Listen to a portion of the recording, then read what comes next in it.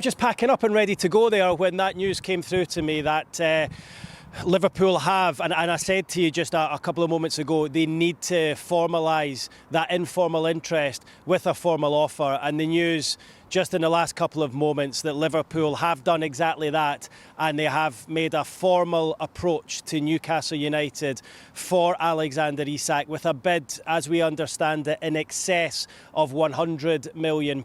We don't know the exact figure at this stage, but Newcastle have knocked that offer back. They've rejected that offer. One, the figure doesn't meet their valuation of the player. Two, they don't want to sell the player anyway.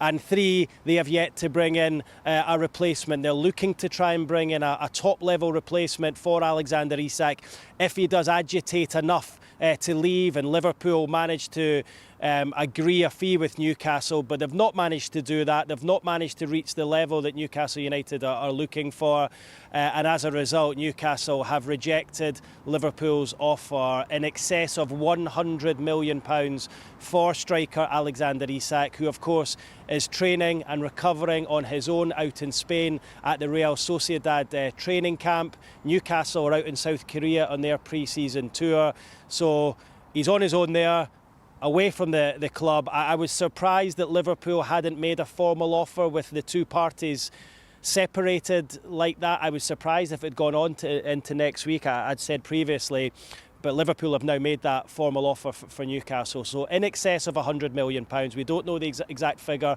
endeavouring to find out. Newcastle have turned that down, but I don't think this is the last we're going to hear of this story. Do Newcastle want to get the replacement in position first, or if a big enough offer comes in, would they just accept that before having the replacement in? I think they would need to have assurances that they're to get a player in. I honestly don't think Newcastle want to leave themselves in a position where they have essentially no strikers. All they would be left with is young Will Asula, 21-year-old forward who was bought last summer from Sheffield United. Remember, they've lost Callum Wilson. They need a replacement from Callum Wilson. They're trying to bring in Johan Wissa from Brentford as the Callum Wilson replacement. They've not managed to reach an agreement with Brentford there. That is becoming a bit of a long drawn-out saga in itself. So if they were to lose Isak without bringing in a replacement, they've essentially got no first choice forwards to start the season or to start from. They need to ensure, I think, at the very least, that they have assurances or they've got an agreement in place with, for example, RB Leipzig for Benjamin Sesko, but that isn't close at the moment because Manchester United are also interested and have been holding talks with Sesko's representatives, and I think there's a little bit of an internal worry within Newcastle that Sesko favours Manchester United ahead of Newcastle United, which then leaves Newcastle back at the drawing board again. So, look, I think Newcastle desperately would want a replacement for them to allow Isak to leave, but allied to that is the fact that Liverpool's bid isn't enough. It's not what they're looking for. So, look, Newcastle doing a lot of work behind the scenes to try and bring in a striker. They don't want to start the season with an unhappy striker. They don't want to start the season with someone who's perhaps causing problems behind the scenes. Next week will be so interesting because Newcastle return on Monday, Isak will return on Monday. The two will get down and talk. I don't think we'll get any resolution to this over the weekend. It'll be interesting to see if Liverpool come in with a second offer. But that first offer turned down. Of course, they made the informal approach 2 weeks ago. I don't think personal terms will be a problem, but that first formal approach, a bid in excess of £100 million, turned down by Newcastle United this afternoon. One, they want to keep Isak. Two, the valuation isn't met. And three, as you rightly say, Matt, a replacement is not in place yet, and I think that's key for this deal.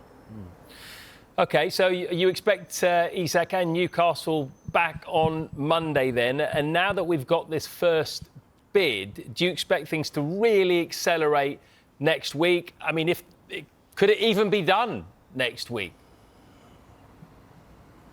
It could be done next week. Absolutely, it could. I said to you in the last update I did, maybe just half an hour ago, that I don't see this dragging on until the end of the transfer window. Like, Newcastle would want some kind of resolution. I think Liverpool would too. it's the amount of money that we're talking about. It's eye-watering sums of money. I don't think this is one that can be left to the dying embers of the transfer window. So I do expect a resolution one way or the other in the next week or two. But it's a huge transfer. It would be a Premier League record, this, if Newcastle are to accept. I mean, obviously, I'm saying in excess of £100 million. It could be 120, it could be 130. We're trying to actually get the exact figure on that at the moment, but we've been unable to find out, other than it's more than £100 million. I think if this is to happen, it will happen within the next week to 10 days.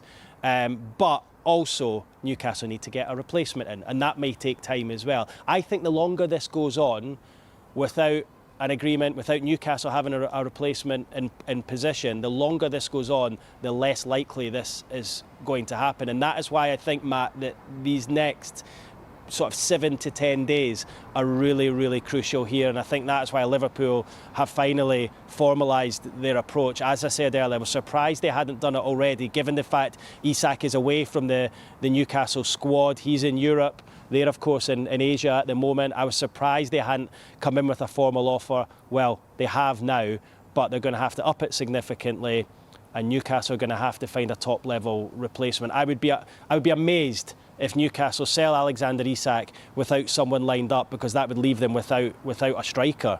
And that's an incredible situation for them to be in when they've got a double-pronged attack this season on the Premier League and also the Champions League as well. This is not how Newcastle wanted their summer transfer window to pan out. They were expecting to strengthen this window. Yes, they brought in Anthony Elanga, but they're actually down on numbers, having lost both Sean Longstaff and Callum Wilson. This was the window they were supposed to strengthen. After 3 windows without any activity at all, it's gone the complete other way, and it's been a really bruising few weeks for everyone involved at the football club.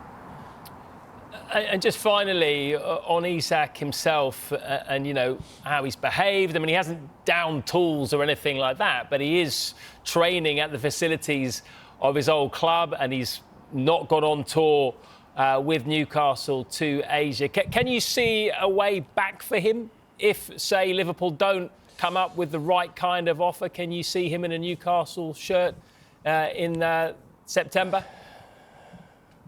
Yes. I can, and that would be because he has to. He's contracted to Newcastle United. He gets paid a lot of money to be a Newcastle player. He's one of the top earners at the football club, so he would have to knuckle down and get on with it. Like, I would suggest that if he wasn't to, it would probably be a slight on his character and his professionalism. So, look, Eddie Howe would have to do the mother of all man management jobs on him to try and get his head into the right place, because without doubt his head has been turned by the first informal approach by Liverpool, and then now, as of the last hour, the formal approach by Liverpool. So he would just have to get his head back onto it. I can see a situation where he remains at Newcastle. I can also see a situation where he's wearing the red shirt of Liverpool. And I think it's 50-50 at the moment. We're in a really, really delicate situation. But as I said earlier, I expect to have some kind of resolution to this within the next 7 to 10 days, because this transfer saga can't go on forever.